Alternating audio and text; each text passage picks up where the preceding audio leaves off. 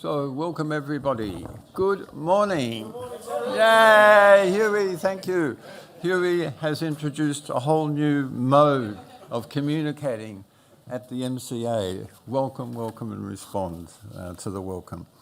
It's wonderful to be here. I, of course, begin by acknowledging the Gadigal people of the Eora Nation, on whose lands we meet, and honour their elders, past, present, and emerging. We've been privileged during this conference also to be colleagues of several people from the Torres Strait Islanders, artists and curators. Particularly yesterday, in their symposium, their part of the symposium was the first presentation in any major or any museum, as far as we know, of work and culture of Torres Strait Islander people. So that was a breakthrough moment. Acknowledging country is already to picture worlds. That's what we'll be doing today, thinking about how worlds are pictured.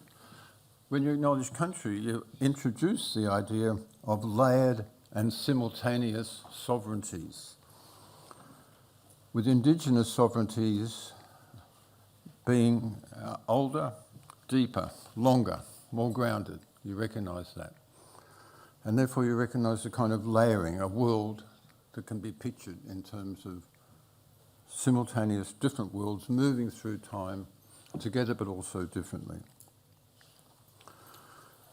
In terms of this symposium, I want to make a particular shout out to Mark Ledbury, Director of the Power Institute, because it's Mark's vision of art history's possible, indeed necessary futures that's inspired this whole forum, as we heard from his passionate words introducing everything on Thursday morning.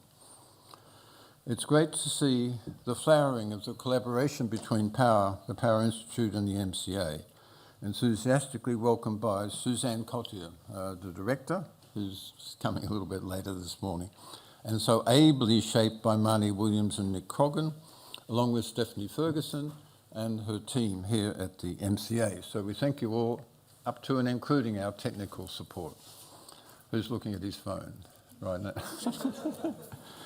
Okay, the two sessions scheduled for today hope to build on the remarkable work that's been done in this space during the past couple of days. I was very struck by how Nick introduced his session yesterday morning. He evoked how the artworks that we encounter as we enter the building from Circular Quay offer us different ways of knowing through seeing, with some of them, such as Jonathan Jones's remarkable installation, doing so while articulating the processes of seeing in operation as we in fact see. Didn't get around to mentioning Julie Brown's rap. Julie Brown rap her show reminds us of the exigencies of feminist struggles for self-representation against the male gaze. They're all terms that are no longer fashionable, but they were kind of crucial during the 60s and 70s for the feminist struggle within the arts.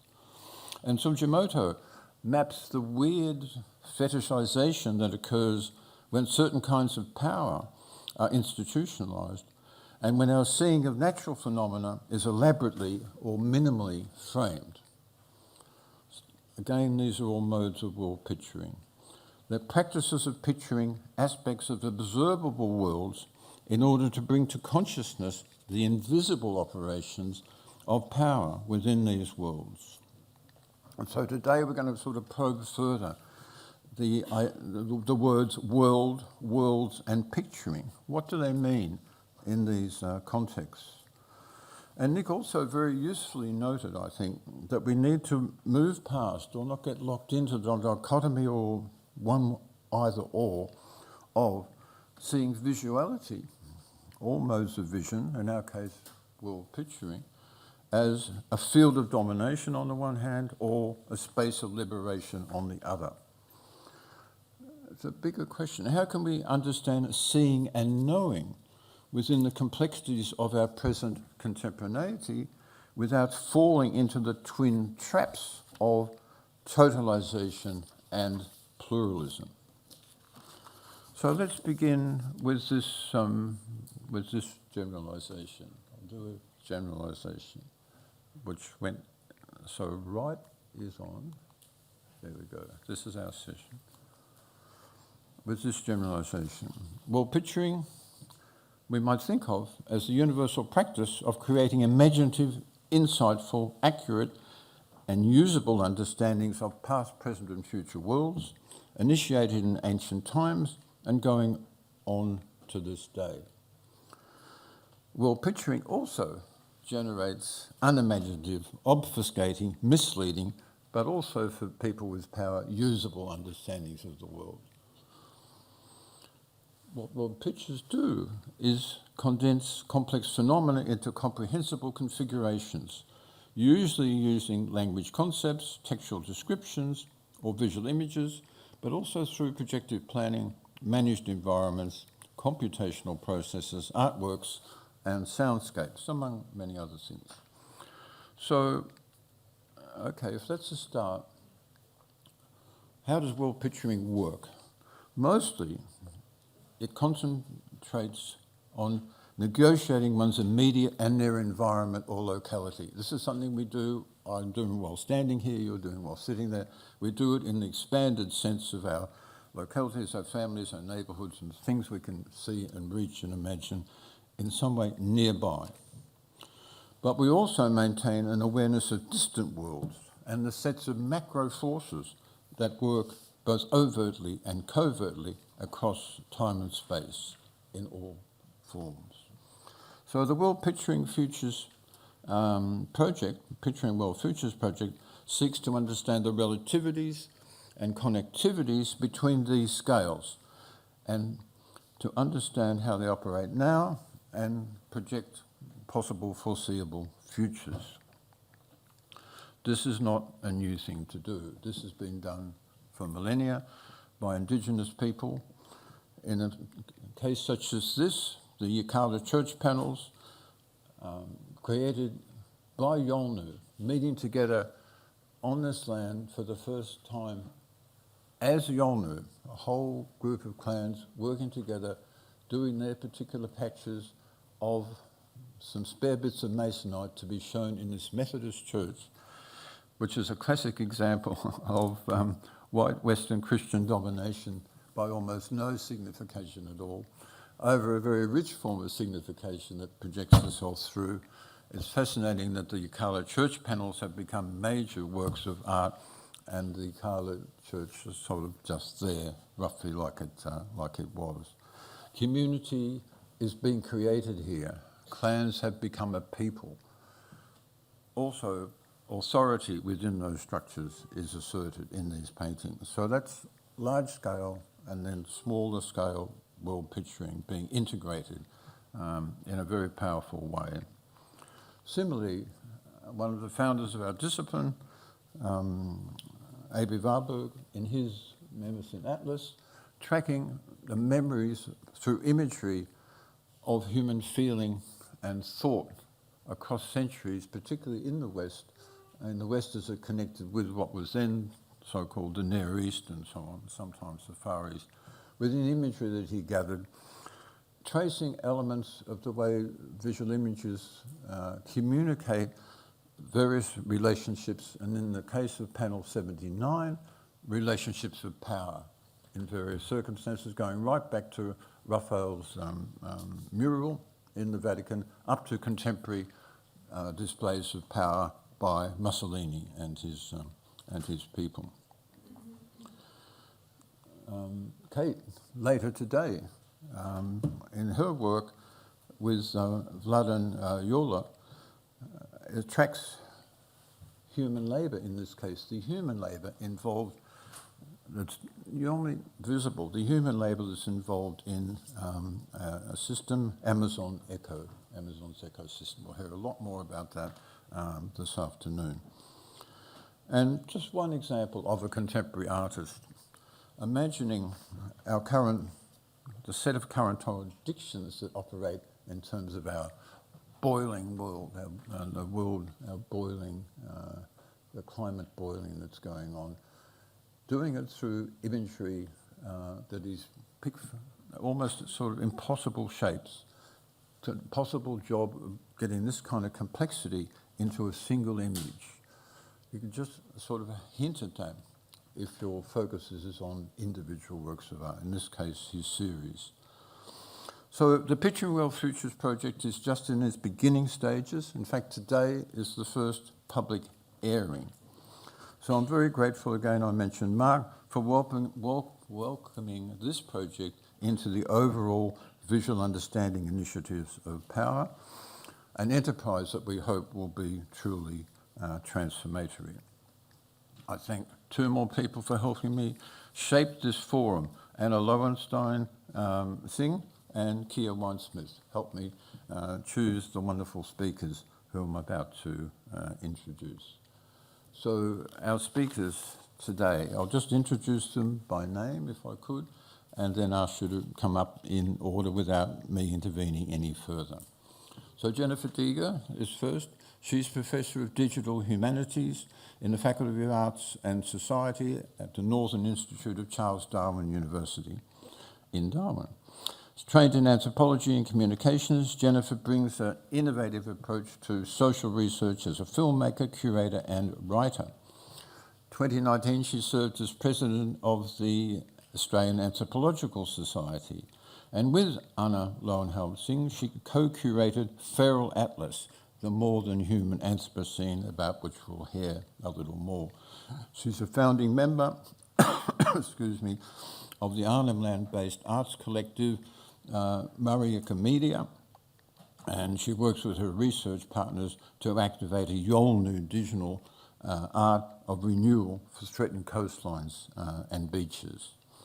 Secondly, Katrina Sluice is Head of Photography and Media Arts in the School of Art and Design at ANU, where she also co-convenes the Computational Culture Lab.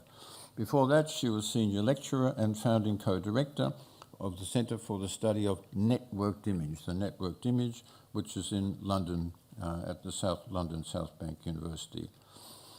Between 2011 and 2019, she held the inaugural post of Senior Curator of Digital Programs at the Photographers Gallery, developing artistic and public projects engaged with machine vision, synthetic images, net culture, and speculative photographic education, including one entitled Unthinking Photography. We'll hear about these things today. And finally, Denis Delfavro, Scientia Professor, ARC Laureate Fellow, and Research Artist. He's is a Chair Professor of Digital Innovation in the Faculty of Arts, Design and Architecture at the University of New South Wales here in Sydney. He's a recipient of no less than 22 ARC grants, 29 international grants and large-scale commercial partnerships, and he's shown his work as an artist, a very considerable artist, in 116 galleries in Australia and overseas. He's Executive Director of the iCinema Research Centre, delivering a range of cutting-edge, competitively funded projects, most recently iFire, which we'll hear about today, an artificially intelligent immersive visualization system that can stimulate unpredictable wildfire scenarios for frontline personnel and researchers. So without further ado, let me invite Jennifer to the stage to present to us. Thanks very much.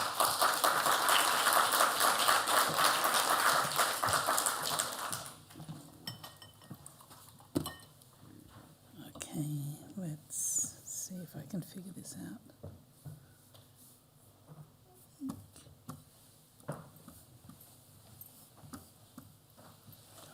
Thank you. And there it is. And there it was. Yeah. Okay. Great. Sufficient light. I think so. You have sufficient Yeah. light? Yeah. Thank you, Terry. Good morning. It's really wonderful to be here and to feel that I have a project that I really love, that I can share a little bit of, that connects in with many of the themes that have been unfolding over the last days. Before I start, of course, I want to acknowledge that we're meeting here on Gadigal country. Gadigal country grew me up in some ways that my Yolngu friends in North East Arnhem Land, who I've been working with for 30 years, keep reminding me of. I also work and live on Larrakia country. thank you, Terry, for explaining the importance of these acknowledgements and the layered forms of sovereignty that are evoked in this.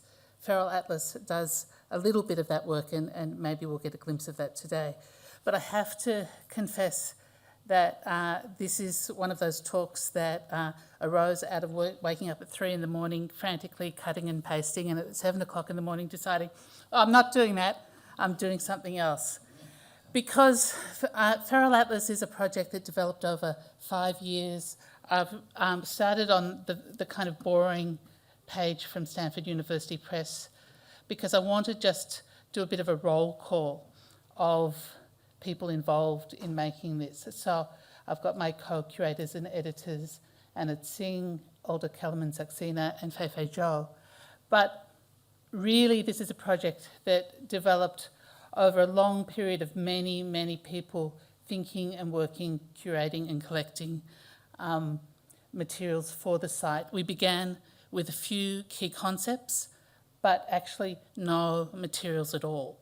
So in terms of putting together a site that's extremely visual and indeed intermedial, what came together, the process of thinking and conceiving and curating all happened at the same time. So it's very intimidating because of to present Feral Atlas, especially in 20 minutes, because there's so many key concepts there that deserve an unpacking, so much so that we just published a book that comes out of Feral Atlas called Field Guide to the Patchy Anthropocene that develops our concepts. So, long story short, I decided that instead of trying to elaborate the key concepts, I would go into a more performative register for this talk and to allow a series of images, sense impressions, sounds, ideas, recollections to pile up upon themselves, because that's more in keeping with the formal logic of the work. So let's jump in.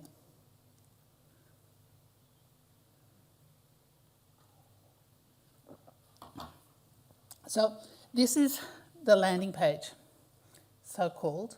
And I hope the first thing that you notice is that there are a bunch of strange and hopefully alluring critters moving across your screen. There's one injunction, open the drawer, which many people miss, but you can open it and you'll find yourself in the land of text-based elaboration. If you hover over these feral entities, you'll see their names and you'll see a word associated like empire there, capital there, capital, fire, capital, a lot of capitals, empire, and so forth. So this was one of the last elements of Feral Atlas to come together. And I remember just before we published, we finally got the algorithm right, so we had the entities moving. We always wanted them to have a sense of their own agency, their own path across the screen, and that took some doing.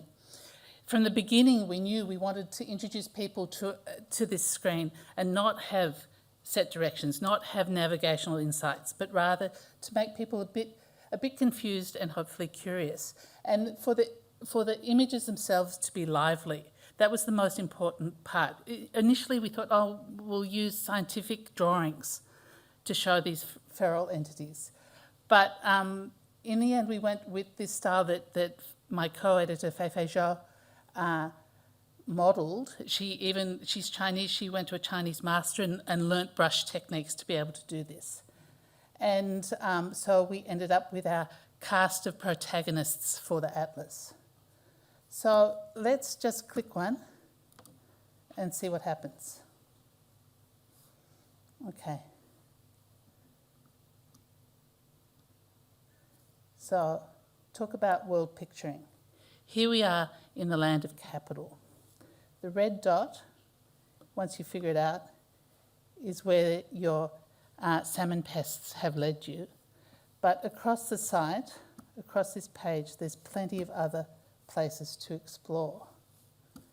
If I can zoom in close enough and pull them out. Whoop. Okay, so there's one. carbon dioxide from burning fossil fuels, the risks of presenting on a mouse that you're not familiar with, toxic fog. So this is an illustration, what we call an Anthropocene detonated landscape, that was drawn by Faye as a site in which to show, it's one of the 4 Anthropocene detonated landscapes in the Atlas. And these are the main ways by which you navigate the Atlas. The conceit of an Anthropocene detonated landscape is that we wanted to tell the history of the Anthropocene over 500 years through 4 vectors, capital being one. Each of them shows an infrastructure building project that has transformed land, sea and airscapes. We chose the grid as the model for, as the structure, the form for this landscape, to show the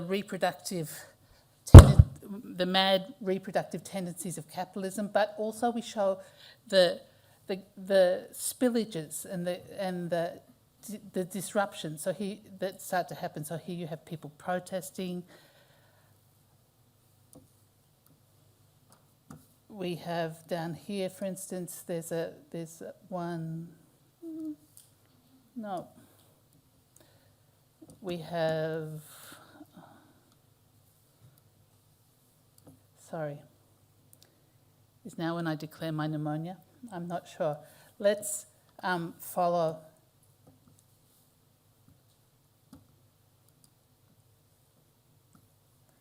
Let's follow the salmon to see where we go. When we jumped into this and I said I'd do a series of sense impressions, I always did that knowing that there's a digital site and a book for you to go to. So my extreme anxiety about not doing justice to the concepts, there's a fallback position for all of you. So we've clicked salmon lice and we've ended up with a bunch of chooks. Why? Well, if you scroll down a little bit, you'll see that this is a video poem that introduces the idea of crowd. And crowding is one of the many things that we show in Feral Atlas that infrastructures do. The salmon that we look at are held in pens for commercial fishing, and through the crowding, they produce and transmit forms of lice.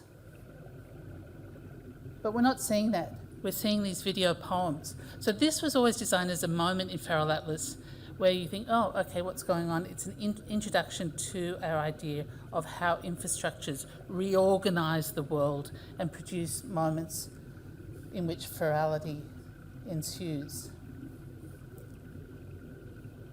If we click onwards, we arrive at a report by Heather Swanson about the ways in which commercial salmon farming is threatening the lives of wild salmon in the Atlantic as diseases and viruses escape from salmon pens and run with the wild salmon across the oceans. Here's the report. There's also one from Ernest Alfred. And we might just play.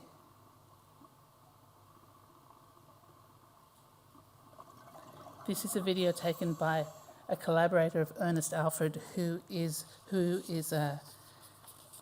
an elder from the Namas Nation in British Columbia who has been fighting to protect salmon.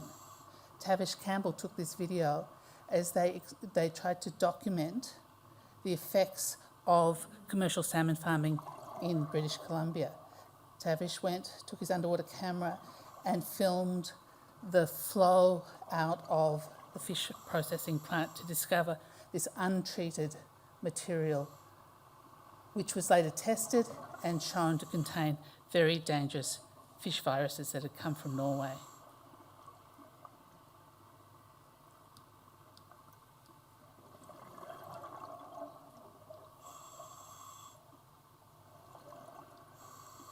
If you scroll down, then Ernest tells his own story, his own history, and his own commitments to salmon and the protection of salmon, and his own fight against these commercial fisheries. At the end of every report, you end up at something that says revert at your own risk. So let's do that and see where we end up. We're back with the critters again.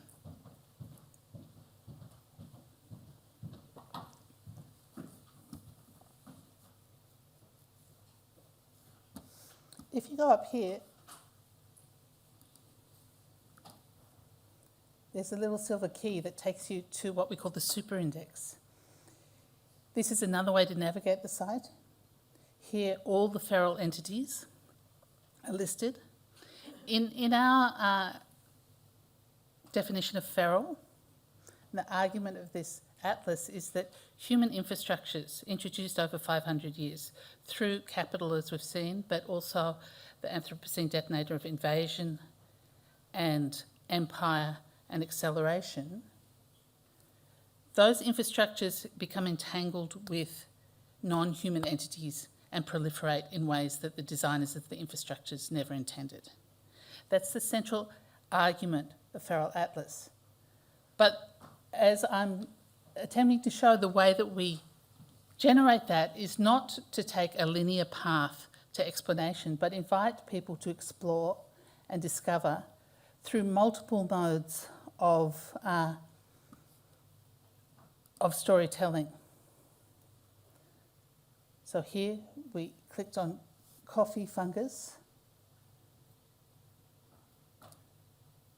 coffee rust, and if we click there again, there's a chance to stay with an infrastructural tipper, a poem, a video poem, a quiet point of reflection about what it is that industrial agriculture produces. There's a number of these tippers, these videos. So you could spend hours actually just watching infrastructural videos.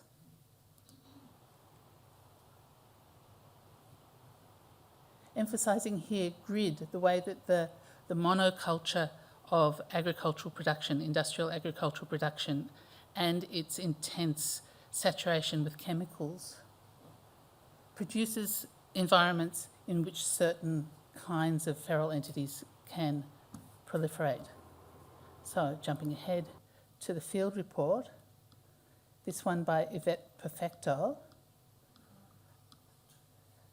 She has studied the proliferation of coffee rust and has noted the ways in which this fungus, which is not necessarily problematic when you're growing coffee amongst other plants, but when you start to move to plantations and sun-exposed plantations, then the coffee rust proliferates and spreads to other places.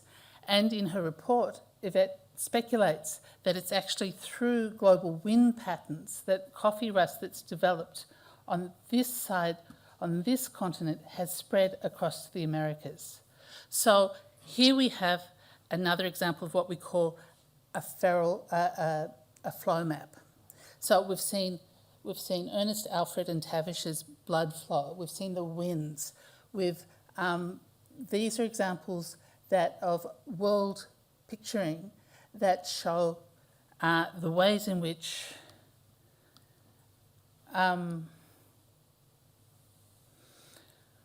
that show the movement of feral entities at various scales. The point of Feral Atlas is that it doesn't make sense to take a planetary view of the Anthropocene. Let's get down to particular patches and let's bring our own various disciplines, our expertise and our perspectives to studying those, to get a sense of what's at stake and what's in movement and what forms of ecological rupture, what forms of social justice practice or social justice concerns come into the picture. And so I want to turn now to one that's very close to my heart, which is the cane toe, perhaps close to many people's hearts in this room. So this is a painting that we commissioned from Russell Ashley, a Yolngu artist from Northeast Arnhem Land, where we asked him to depict what it meant to him in witnessing the decline of goannas in his area as a result of the spread of cane toads and the ways in which they had died off as a result of eating the poison sac in the cane toad. Here we have another flow map, but here it's a map of lament and resistance. Here you see a couple of senior yolngu guarding the ceremony grounds where the goannas being sung. Here we see the cane toads with their vicious proliferation insistingly moving through. I just want to turn on the sound recording that Russell recorded too, because of course in picturing there's multiple sensory modes that accrue to hold worlds and to see worlds as they rupture and to respond to that. So this is the worry song that he recorded, and the song poetry is really beautiful if you can read that. This song describes the feet and the claws of Bitjay, the goanna, flicking up sand as he moves around the morning fog, stepping on dew-covered leaves and looking into hollow logs for food. The singer's feelings of loss and worry for Bitjay intensify the spectral poetry.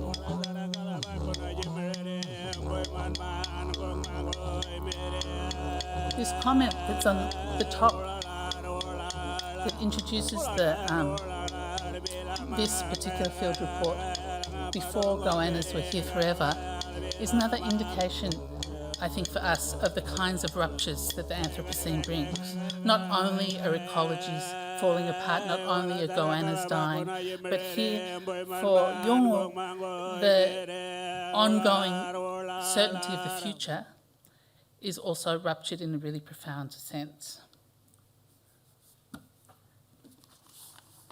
Perhaps we'll leave Russell's picture up there while I draw this to a close. I think the idea of Feral Atlas was always that you could dive in and get lost. Someone yesterday said to me, yes, it's feral, but it's not. It's deliberately labyrinth, but we're not wanting to celebrate ferality. We're wanting to build up through different forms of field-based observation, from painting to poetry to data visualization to memoir. We're bringing all these different forms of observation to the work of understanding how the Anthropocene is coming into formation.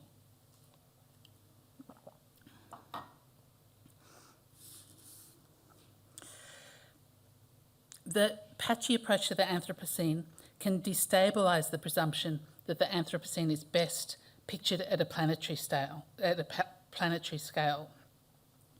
We've tried to produce an atlas that is deliberately non-coherent, where worlds sit together and brush against each other, where different perspectives and stories and observations operate at different scales.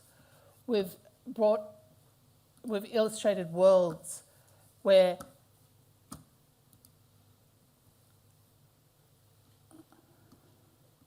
toxicity, rupture, flow is all in place. There's not one static picture, but there's plenty of points of entry. So in this method, we observe the Anthropocene coming into formation through spill, rupture, leakage, and proliferation, conveying a future being made by multiple trajectories and temporalities. And in doing so, we're modelling a method. We want, rather than overwhelming people with information, part of the investment in our process has been to model what we're calling a renewed natural history. And this natural history is diverse, inclusive. We take seriously, of course, the history of natural history, which has been driven by colonial avarice and forms of scientific collection. But we want to say that paying attention to what's happening in patches across the Anthropocene, bringing into view the constellation of human and non-human relationships, the forms of ecological rupture that are happening, the social justice concerns, allows us to start to build a picture of, a world with many, many different stakes, where the Anthropocene is emerging in ways that offer each of us, I would say, a chance to learn to pay attention, to observe, to bring our own skills, our own perspectives, our own methods, to form a concert or a chorus of voices that, again, in our methods, we don't form a homogenous voice, but we embrace vernacular knowledges and experiences along with the scientific. Because there's no way around it. The world we are building was never ours alone. Non-human histories now shape the future for all of us. Learning to observe and describe and indeed picture the patchy Anthropocene in all its multi-sited, multi-scalar and more than human complexity is essential if we're going to find ways to limit its world-ripping force. Only through a sustained and collective effort of piling observations and insights, patch upon patch, perspective on perspective, can we hope to identify and so grapple with the various protagonists, processes, and infrastructures through which the Anthropocene is taking form through a cascade of consequence that is accruing at a terrifying momentum and, in the process, of course, radically reshaping our futures. Thank you.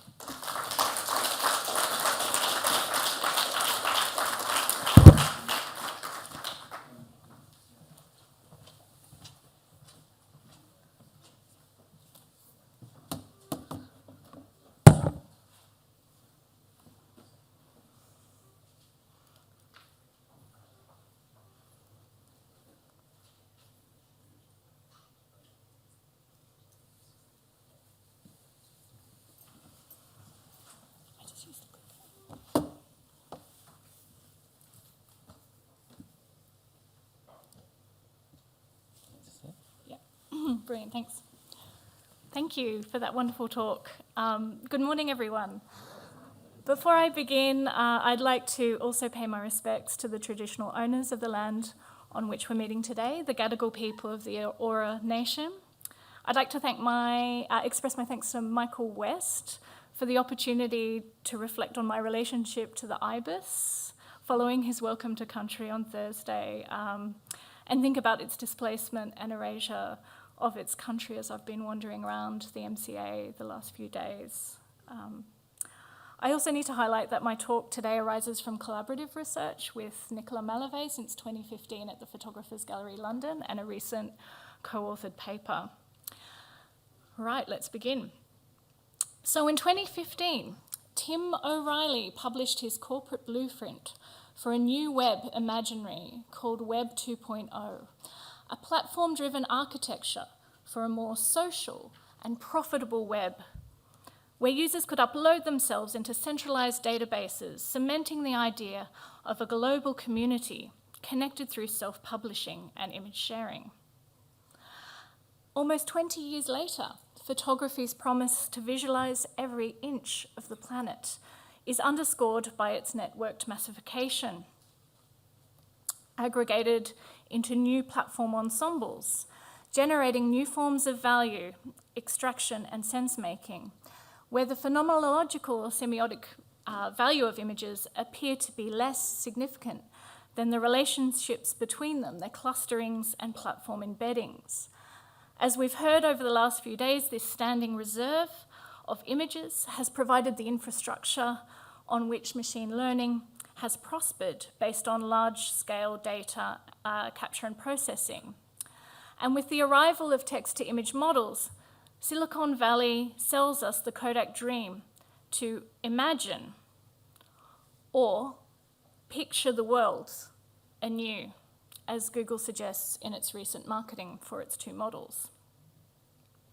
However, as Hito Stahl and others suggest, such models can only produce statistical renderings or mean images that foreclose new imaginaries, reproducing hegemonies of scraped historical data.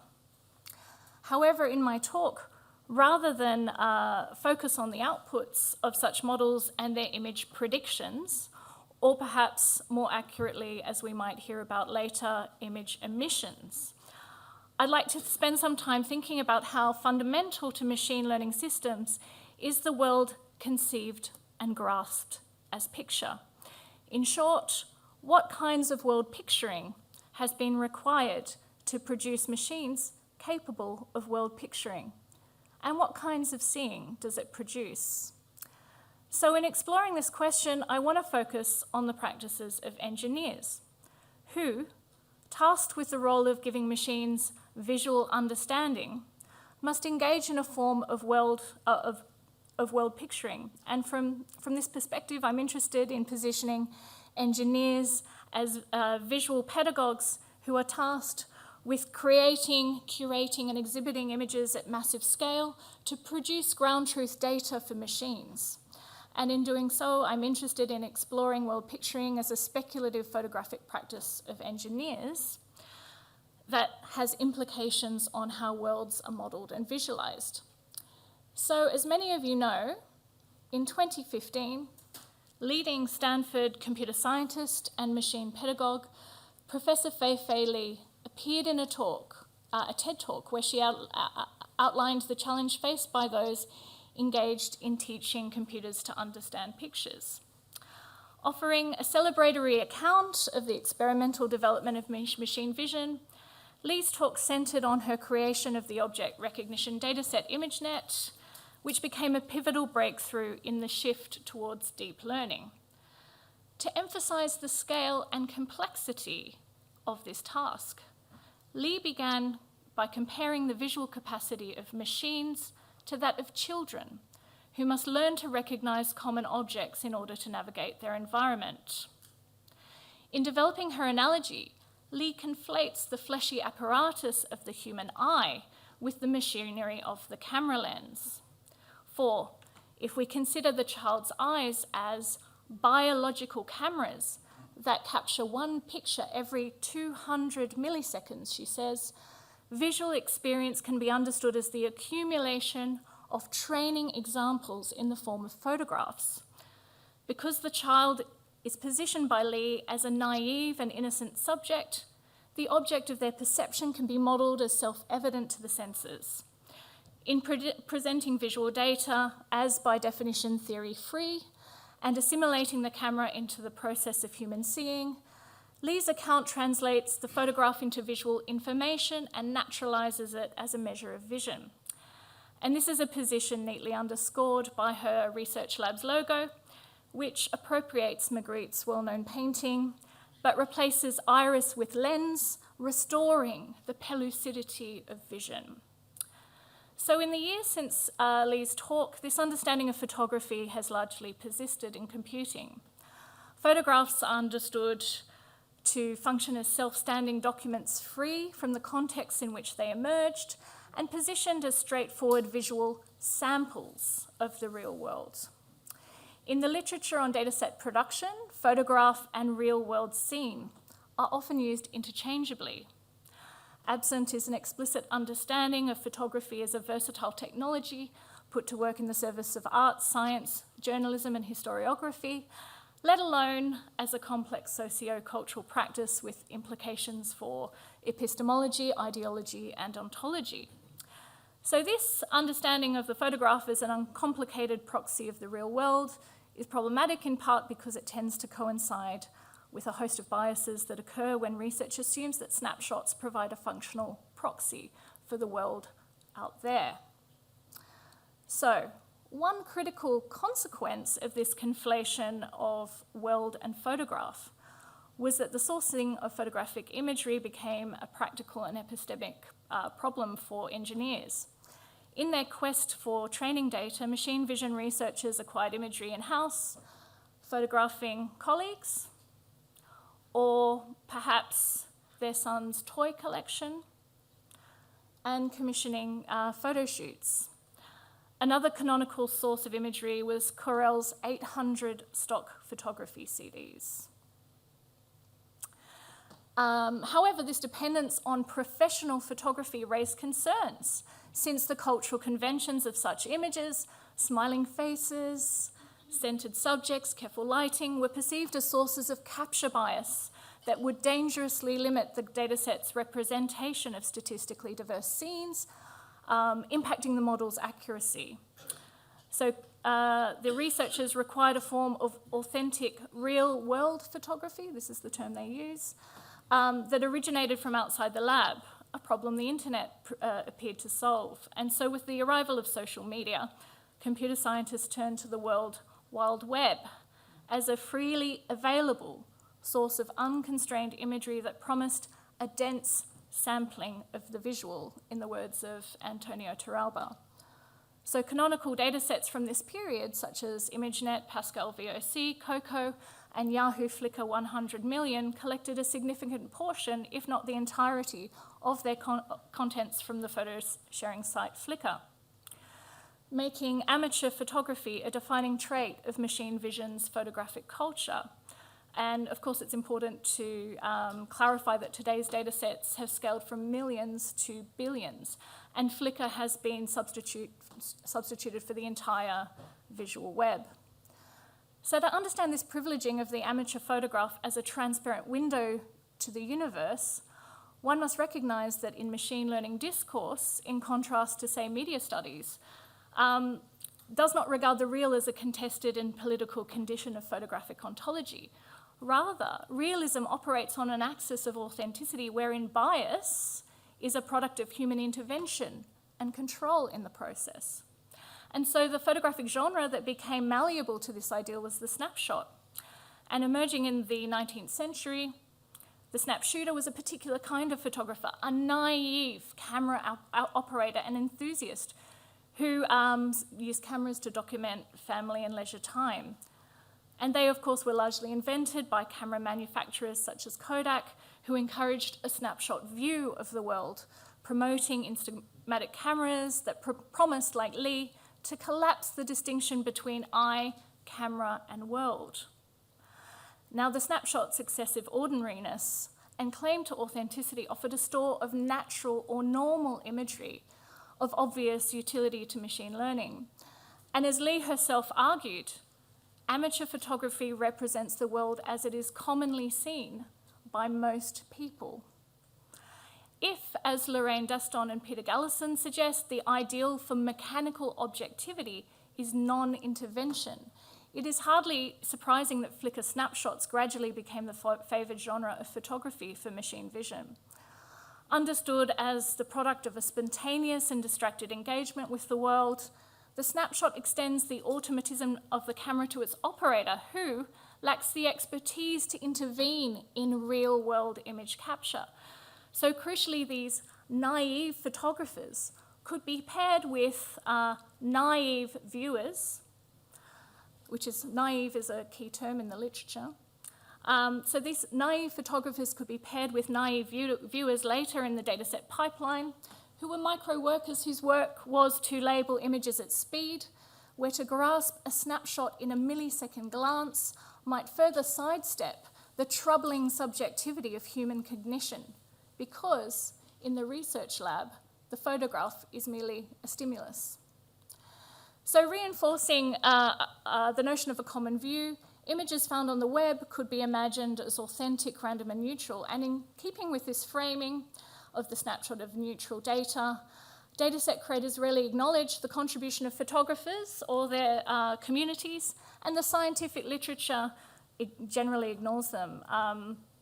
And a telling exception to this tendency is Andy E. Nystrom, who I'm showing here, a Canadian photographer who has shared a staggering 6.4 million images on Flickr since 2008, and setting his camera to shoot continuously as he performs his daily life.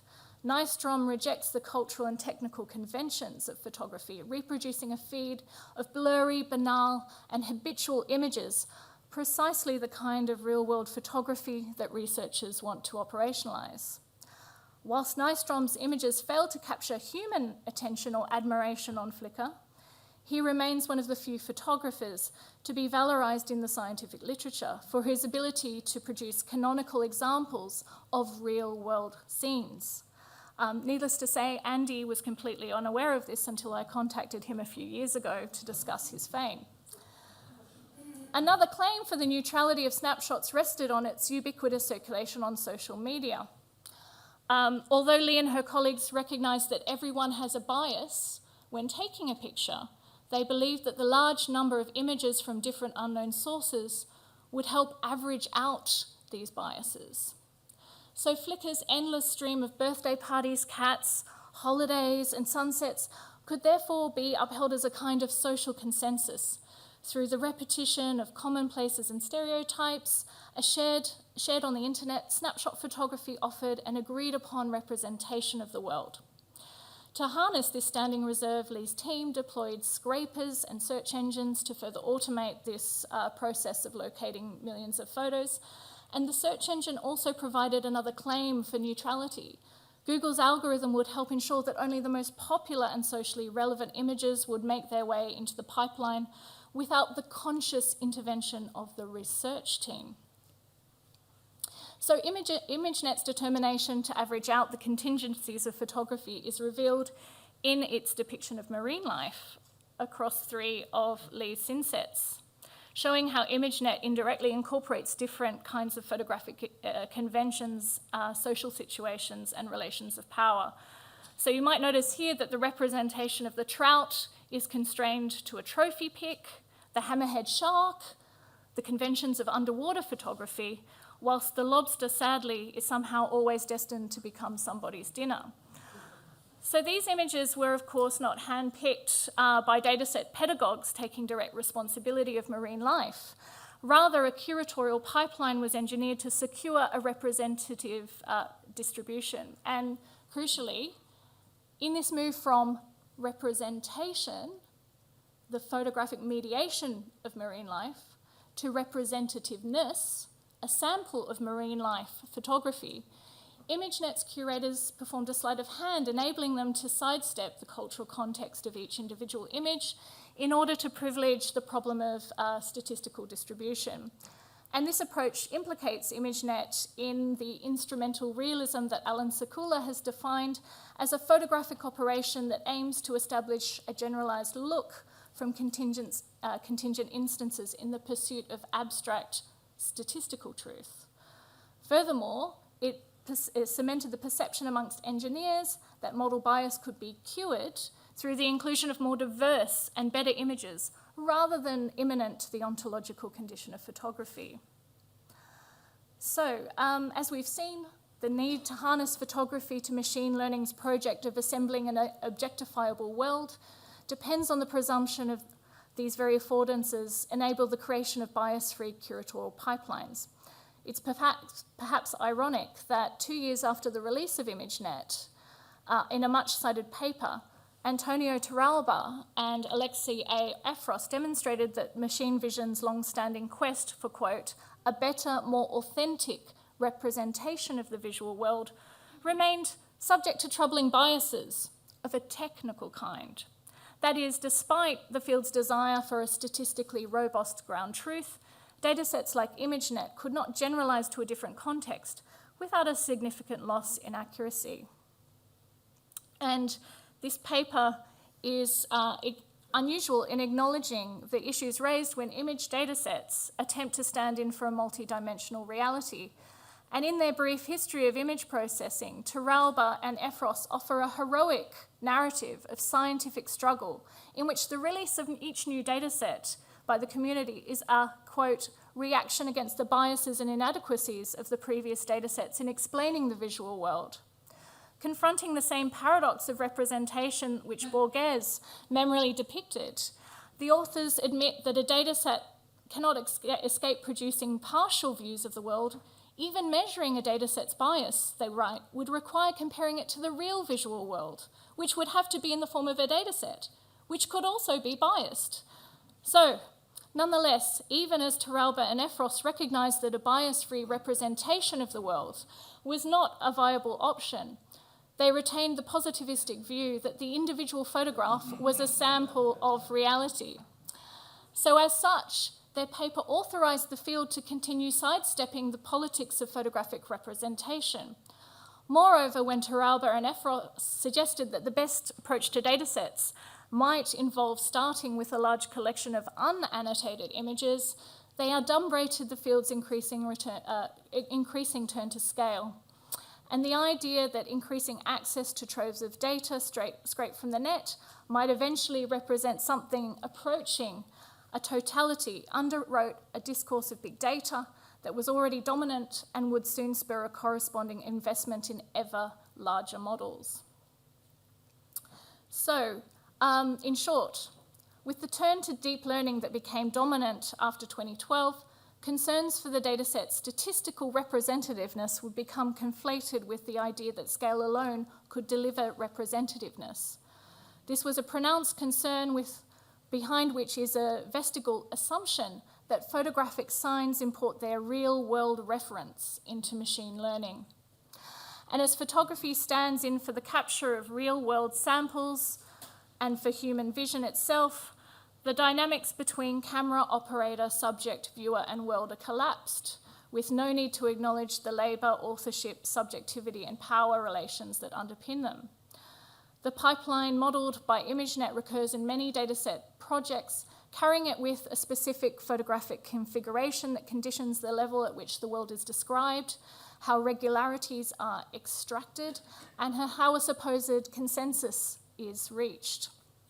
And as Adrian Mackenzie suggests, as social media platforms become embedded in new predictive engines, they construct a condensed indexical field. He says there's an urgent need to contend with image collections and their capacity to generate what he calls an aggregate referentiality that allows new platforms to generate referential statements about the world. For machine pedagogues, photography is never just a practical tool. It's also seen as a remedy, a conceptual device that suspends the contradiction between indexicality and social consensus in order to grant social consensus the attributes of indexicality. Now, more than ever, it's important to unravel these truth claims about the world and their operations. Thank you.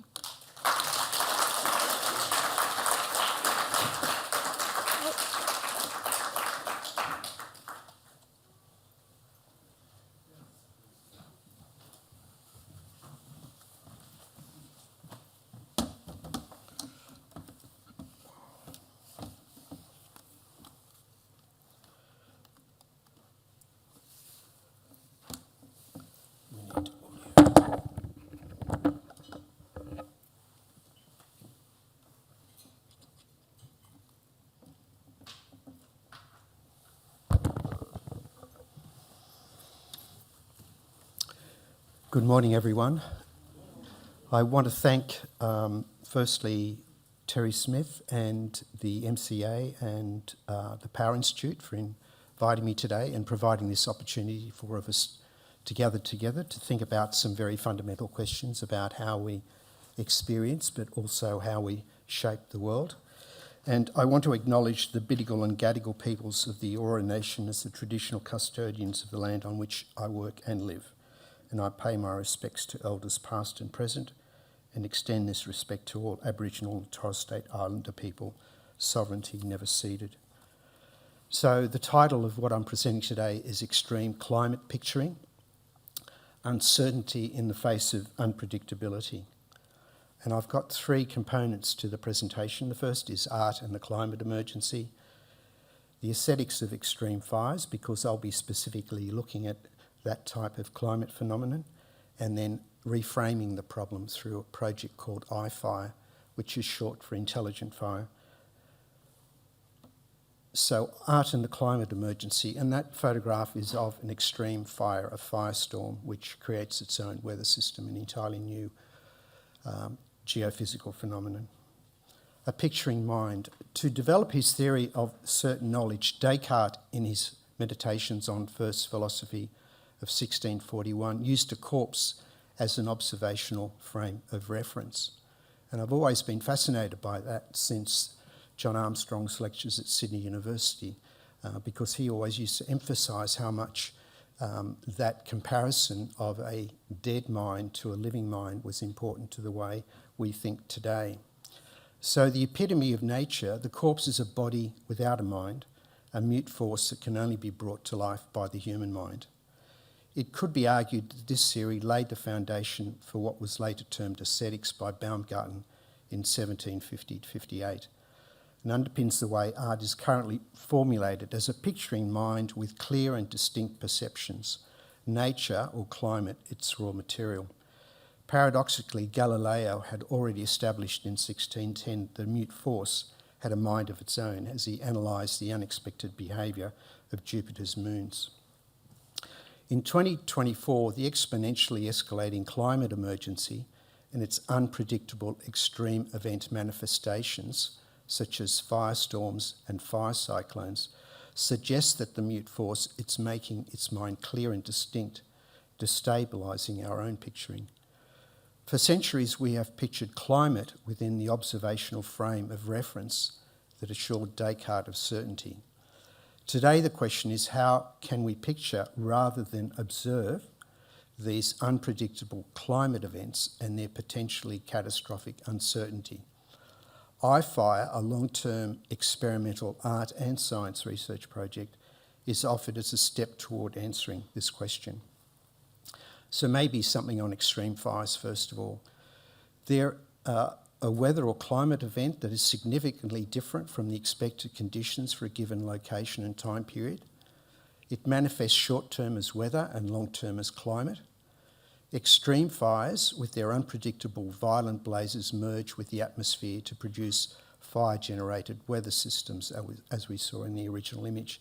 But you will remember those from the fires of 2019 and 2020, when Australia had its first experience of those weather system generating fires. And then the second new phenomenon are what are called couplings, such as fire cyclones that combine powerful fires and cyclones to create a vertical vortex of rapid travelling flame.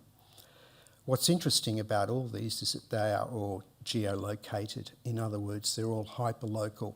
There is no such thing, in other words, as climate change. Rather, we have microclimates of incidence. Incidence of extreme fire events has doubled over the last decade and expected to double again over the next 5 years. Possible warming above 1.5 degrees centigrade increases the possibility of their escalating into coupling worst-case scenarios with higher degrees of frequency and unpredictability, such as the 300-kilometre fire cyclone that hit Maui in 2023, killing many people. The scope and scale of these events are escalating and demolishing commonly held imaginary worlds, emergency protocols, and social viabilities. Current picturing observes climate events as impactful abstractions, and this is an illustration from a very important publication on extreme events. And the chapter was on defining extreme events. What's interesting, it defines extreme events in terms of us and them. So the us is the observer and the them are the events. So it looks at events as having causes and impact. Causes and impact. And you'll notice what's missing there are the arts. So somehow the arts aren't involved in this picturing. So currently art generally emulates this scientific picturing approach that I just showed you. The focus is on generic causes and their impact. Climate operates as the observational backdrop to our actions. We are either the causal perpetrators or impact victims to this backdrop. The relationship between ourselves and backdrop is an abstraction, what we call the weather. So the weather, the backdrop to the human drama. So on the right is a photograph of a seminal exhibition held in Venice last year at Fondazione Prada. Everybody talks about the weather. So it's interesting, everybody talks about the weather, so we are the subjects and the object is the weather. So it's an image by an anonymous painter of the frozen lagoon at Fondamento Nuova in 1708. It was used as the hero image for this very, very important exhibition and book publication. It was curated by Dieter Rostraat, and interestingly enough, it's the last recording, the last known documentation of the lagoon in Venice fully frozen. In other words, temperatures were already increasing at that point in time, and this is before the industrial carbon revolution. So it's a transition point between the pre-industrial and the industrial carbon age. And remember, in 1711, the game-changing carbon engine was invented. So extreme event picturing. So I've given you two examples here. On the left is David Clarebot's really quite powerful work, computer graphic installation from 2020 of a fire, extreme fire in Canada. And on the right is a data simulation that I was involved with of a very famous extreme fire in Montana, USA, called Brigida Hills Fire. So the artistic version comprises picturing of experiences as possibilities, possibilities of sense impressions, if you like, or possibilities of sensorial engagements. These are things that are able to happen. They're able to happen. They won't necessarily happen, but they're able to happen. And on the right is picturing of data as probabilities, likely to happen, likely to happen. So please keep that difference in mind because it underlines what I'll be talking about, the possibility of being able to happen and the likelihood of it happening. So picturing problems at the moment that we have, neither art or science on their own is able to picture unpredictable extreme fire events, as they focus on fires as clear and distinct observational objects. Being unpredictable, extreme fires are neither clear nor distinct. Their unpredictability is disruptive of predetermined formulations, yet they are geolocated in space and time, subject, as I said, to microclimates, but they're also hyperlocal. In other words, they have histories and they have cultures. Artists have explored this dynamic relationship between ourselves and the climate, and I just want to give one example from 2005 by Defuse called Small Global. And it is a data map of the world showing different incidents of climate changes, where it interactively couples the audience with the climate data. So as you move around the space, you look at how the climate data changes. Now, the missing part of the picture is, despite these emerging works by artists, we continue to picture this relationship as an abstraction.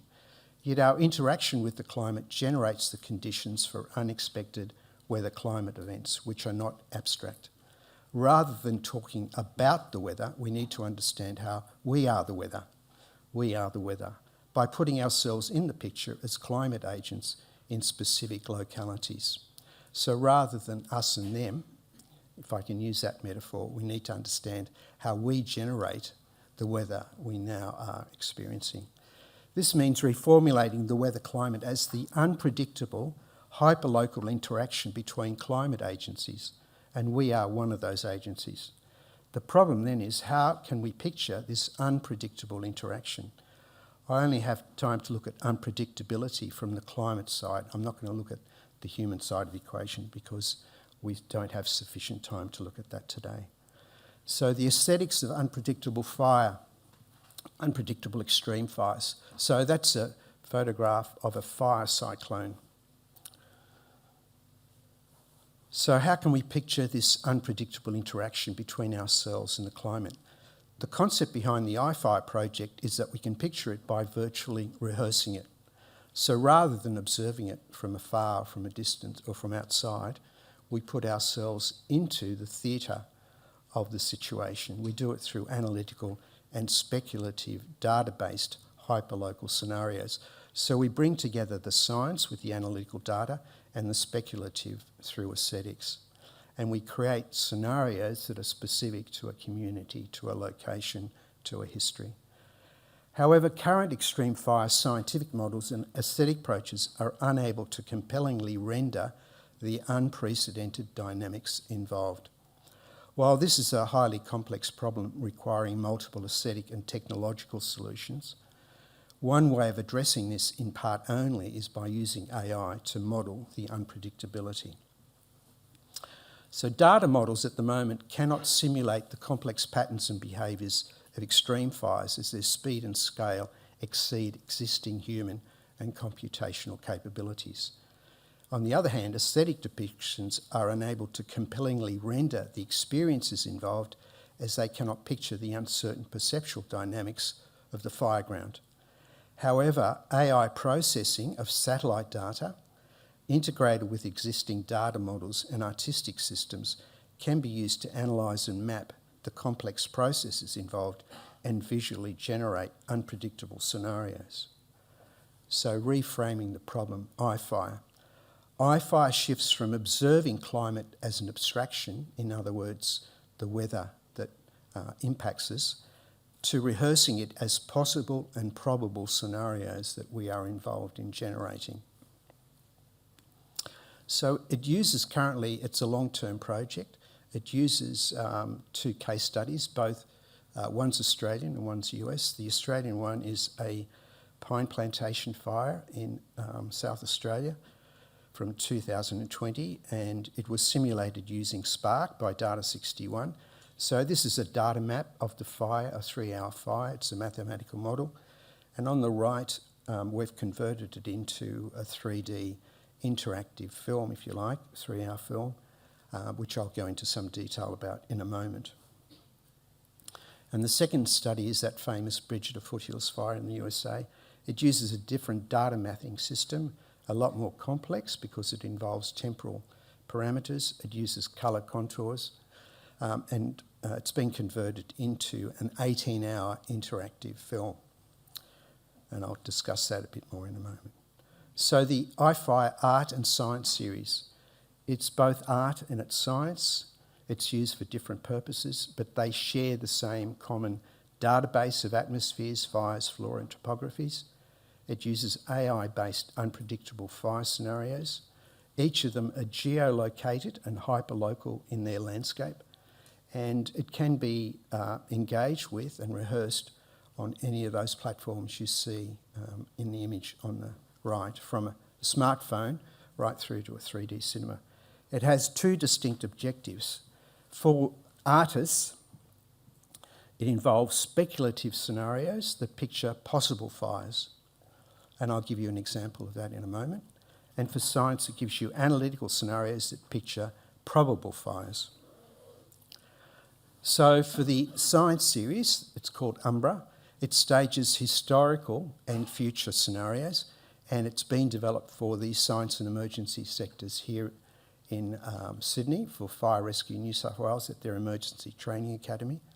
And it allows the firefighters to engage with either of those 2 case studies by identifying and selecting climate variables like temperature or wind, and then seeing what happens with that change in variable. So they look at an existing fire and then they can imagine or they can experience what it probably will look like if there's a change in the temperature or there's a change in moisture content. There are 13 different variables that they can modify. And the aim is to develop analytical insight for the firefighters, but also for the scientists who do all the modelling of these types of fires. And the case study that they're currently using is the pine plantation fire that I've just shown you. And this is just a video showing you. Can we just dim the lights a bit more, please?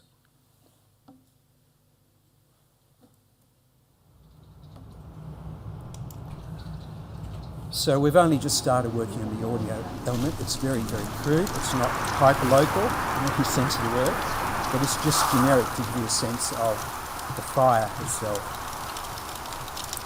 So the firefighters can go into the scene and they can change the temperature and get a sense of what will happen in 3 months' time if the temperature breaches its historical precedents. So that fire goes from being a bushfire to being an extreme fire, where the fireground is obliterated. So that means they can safely rehearse what they're going to be dealing with in real life before they actually need to deal with it. Okay, the art series Penumbra, I should have mentioned as well, the science series is also being prototyped by ABC for smartphone distribution by ABC News. Okay, Penumbra, the art series, this has been premiered at Recontemporary Fondazione in Turin and a number of other museums. It does something very, very different. It stages open-ended possible scenarios, and it's done both for art and for media sectors. It does something similar. It enables users to select climate variables, and then preview and review their interactions. And the aim is to develop speculative engagements with these extreme fires and then enhance practical picturing. And for the purpose of this demonstration for Penumbra, the first Penumbra was it adapted George Buchner's Lens, which is a very famous short story about a poet going into the Vosges Mountains on the border between France and Germany and gradually going mad with the intensity of the climate he was experiencing back in 1824. And it marries that, it couples that with the fire that actually occurred in the Vosges Mountains in 2019. So it uses the data that we gathered and we simulated of the fire from 2019, and we resituated this story of 1824 as a way of speculating about what could happen in that context. I feel a terrible loneliness. I am all alone, completely alone. I want to talk to myself, but I can't. I scarcely dare breathe. I have to sit down. A nameless fear takes hold of me. I am in empty space. I leap to my feet and fly down the slope. Night has fallen. Heaven and earth have melted into one. As though something is following me. As though something terrible will catch up with me. Something no human can bear. As though madness, gasping for breath, is chasing me in its molten slipstream. So both of those works are 3D, and they're based on AI tracking of the user, which also then changes the perspective of what's being displayed. So 2030, it's only 6 years away. As summer arrives, a 50 degrees centigrade heat dome settles over Durrow country, outer Western Sydney. A resident opens the iFire application in augmented reality mode on their phone. Selecting their location and fire variables, they walk down their street with phone in hand, pointing at the horizon. Their screen unexpectedly reveals a firestorm rapidly descending the adjacent mountain. Changing the moisture level, they create and interact with a multiplicity of possible scenarios, including a paradoxical rapid fall in temperature, followed by an unexpected flash flood. Alerted by the unpredictable turn of events, they speculate and mock up their interaction in response to unanticipated futures. So what I've been trying to differentiate today is the difference between picturing as observation of impact, climate impact, so-called, and picturing as rehearsal of hyperlocal scenarios, both able and likely to happen. And some of those issues have been explored in a book we've recently published with my co-editors called Climate Disaster Preparedness, Reimagining Extreme Events Through Art and Technology, and there's a link there at the bottom of the page. Thank you.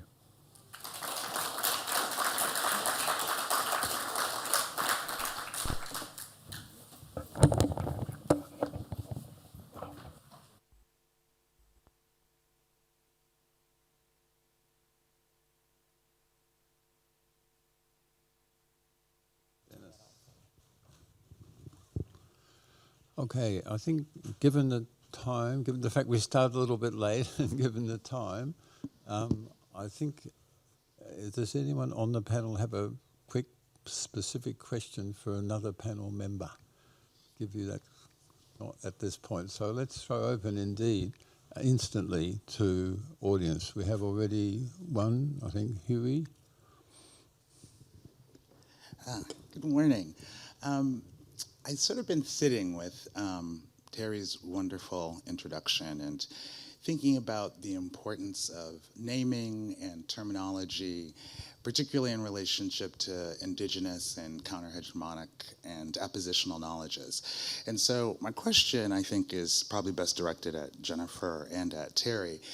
And for Jennifer, I mean, you're sort of asking for a kind of renewed natural history, but what does it mean to sort of sit within that terminology given the kind of colonial baggage that we associated with? And also then what does it mean to sort of say the Anthropocene as opposed to the Capitalocene or the Plantationocene, to actually really specify what these economies and ecologies are? And Terry, that I think leads into the question of the world and the world picturing, because I think the way you framed it is incredibly beautiful and expansive. But of course, philosophically, we know that the history of the notion of world picturing is predicated on a certain kind of violence and exclusion. So given that, what it would be to me to move away from the concept of world and instead to think about indigenous notions of land and earth and other modes of relationality that are not wrapped up in and dependent upon philosophical concepts that are totally interwoven with these histories of conquest and plunder that have gotten us to our situation today.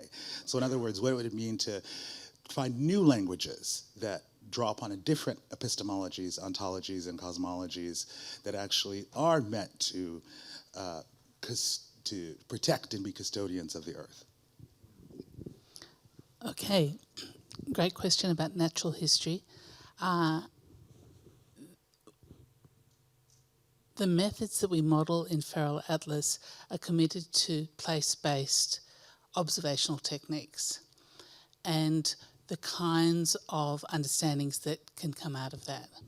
So the idea of expanding the repertoire of natural history and understanding that the Anthropocene itself as a term presumes that the social and the so-called division between nature and culture is dissolved.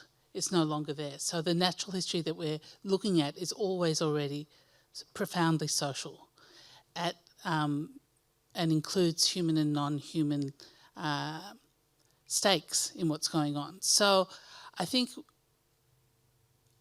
in our book, we outline the argument for the natural history better, but it's this commitment to place-based observation that we think by expanding the repertoire of what counts as natural history, then not only do we destabilise the kind of empirical presumptions that have been enacted through museums and collecting practices, but we renew a sense of commitment to those modes of place-based empirical understanding. That's at the core of our commitment to a renewed natural history. Right, but in using the phrase natural history before, you're still bringing along and reinscribing the history of that baggage that you're trying to move away from.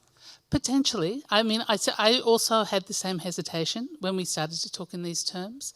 Certainly across museums and other institutional sites of natural history, there's already a reckoning going on. There's already plenty of decolonising approaches. I think for us, the term holds the potential for a broader, non-homogenising, expansive and generous, inclusive practice of commitments to empirical observation. So I get the critique, and I wonder if our modelling will actually open something that will allow give natural history a renewed sense of encompassingness, maybe. I can see you're not convinced, but it's a conversation. Yeah.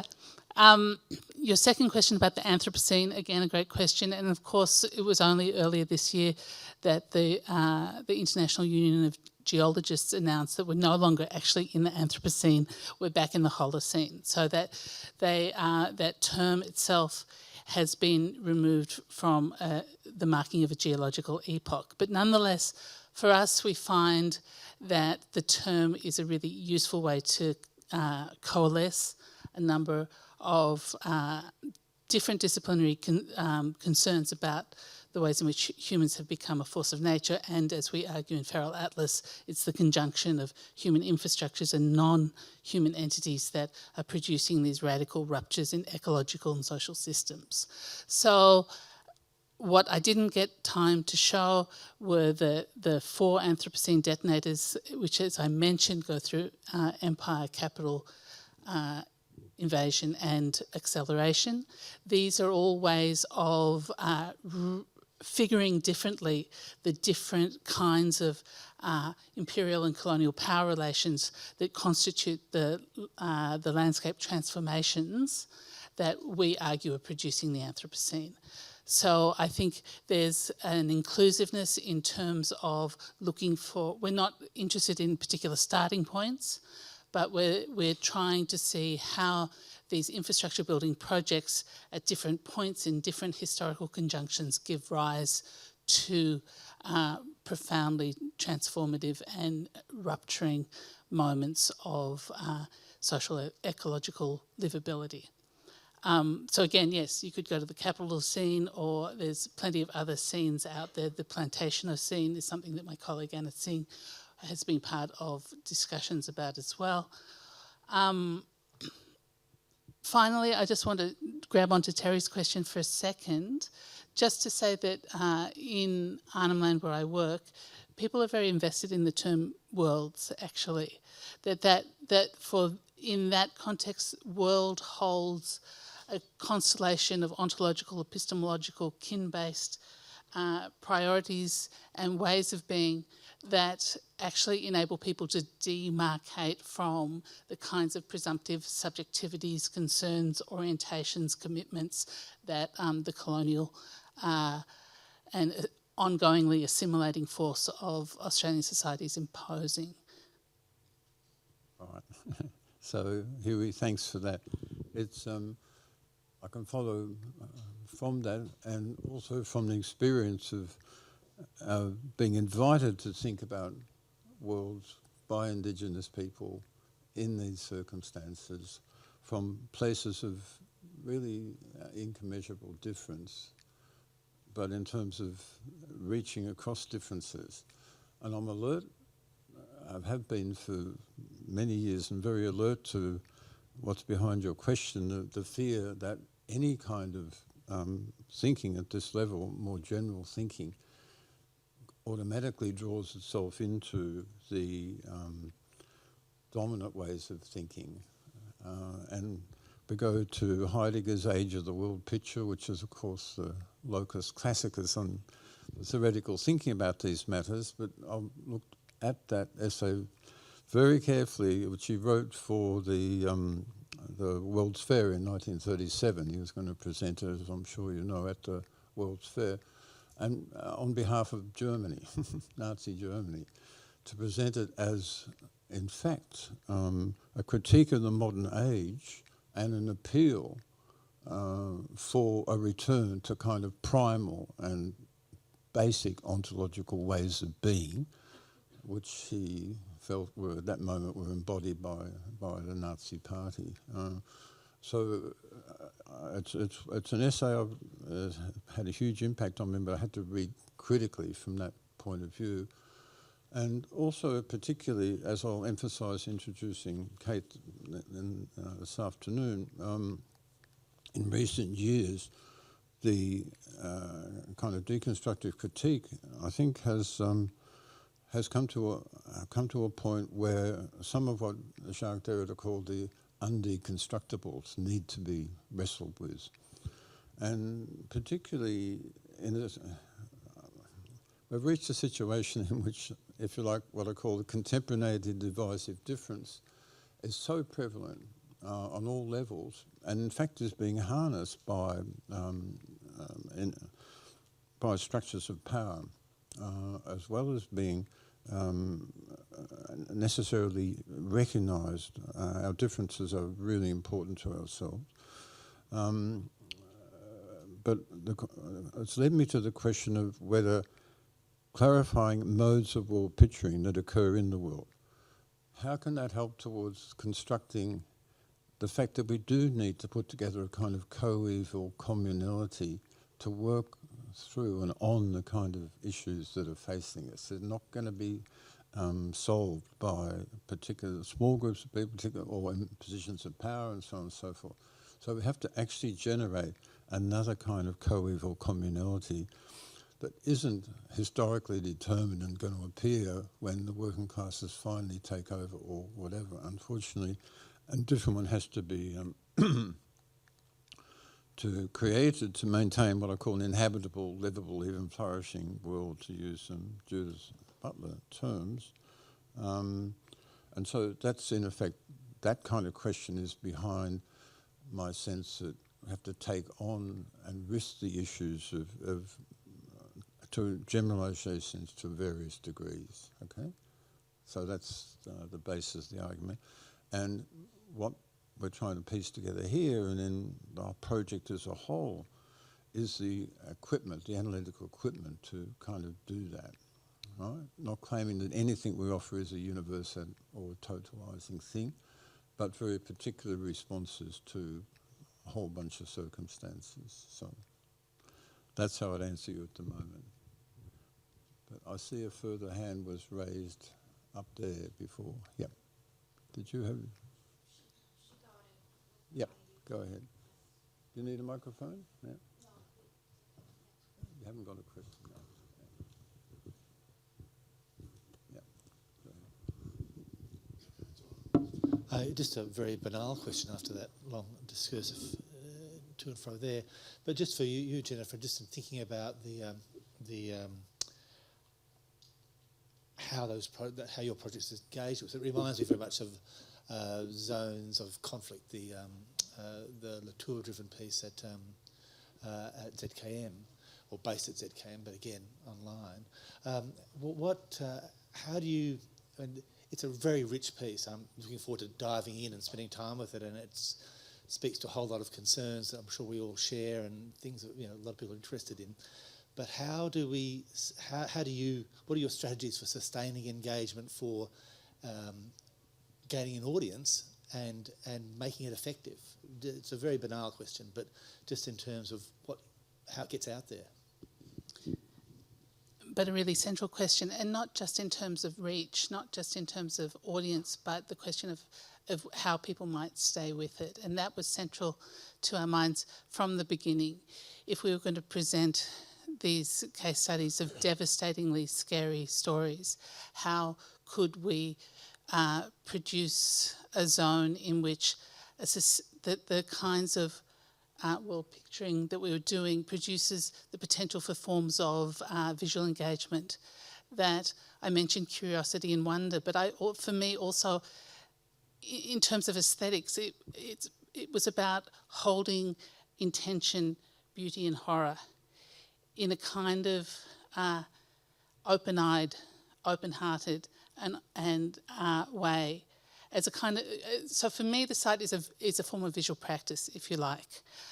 It's difficult, it's daunting, but having worked on the project and spent time with this, I can testify from my own experience that these acts of being present, and whether it's bearing witness or other forms of visual holding relationship with those sites, has been really important. I don't know how it works for other people who've engaged with the site. We made it deliberately open access. We always wanted it to be a website so that it would be available to the general public of all ages. It circulated, it came out in the pandemic. I think that was a lucky break for us because a lot of people were glued to their screens, as we know. But I think these questions, continue. How do we tell terrible stories? How do we stay with them? What is gained by it? And that's why, I want to apologise for doing such a terrible job of introducing you to Feral Atlas. My cascade of images got very lost. But I did really want to end with the broaching of the natural history methods, because I think beyond this practice capacity to stay with, it's the possibility of going out and then being in the world and being with and in the patch in which you find yourself responsible can produce forms of cultivated attention and ways of being active in response to the terrors of our time. That's the kind of the visual looping. I don't know if it answers your question. Thank you, and I think mine might take off from that about what are we going to, futures for all of this. I mean, I absolutely love, Katrina, your complete dismantling of the fact that at the heart of AI somewhere is a complete erasure of what we understand as theories of representation, and replacing it with representativeness, which is non-substitution. So it feels like AI is not our friend in exploring, I mean, and that's something we've heard a little before, in our exploration of the visual universe. In other words, Flickr is probably a better guide, but even scraping Flickr, because I use Flickr a lot, and there are a lot of Flickrs of artworks. But the point is, I think, Dennis, I've actually cited both these problems in a recent piece that's just about to come out in Art Bulletin, and I actually cited Dennis's work because it feels to me, whether we like it or not, maybe some form of the metaverse, some form of immersive response that might put us in or force us to contemplate, like the fireys being placed in a situation in which they are sort of variable, and the game world, which we haven't talked about much of, or these kind of worlds feel like that we might have had a bit of suspicion of, seem a lot more generative, it feels like, for future possibilities. Like even you can imagine a feral atlas at a scale that would fully immerse people into that grid rather than give them a drone's eye view of it and say, like, you're here now. Now you're the take the louse eye view of things or whatever. I don't know. Do you think that AI is a dead end for us as we contemplate humanistic exploration? And do you think that we might be saved from all of that by the metaverse in a weird twist of fate? Small question there. Yeah, sorry. Firstly, I think what I was talking about was very kind of a historical moment, and where the ideology of photography comes in.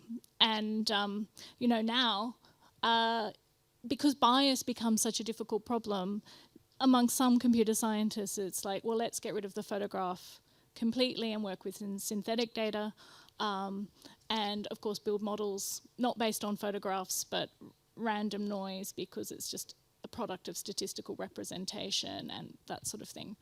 I think the question we need to ask ourselves, though, from a photographic perspective around these new technologies is, we've been surrounded by endless images of death, chaos in the history of the 20th century.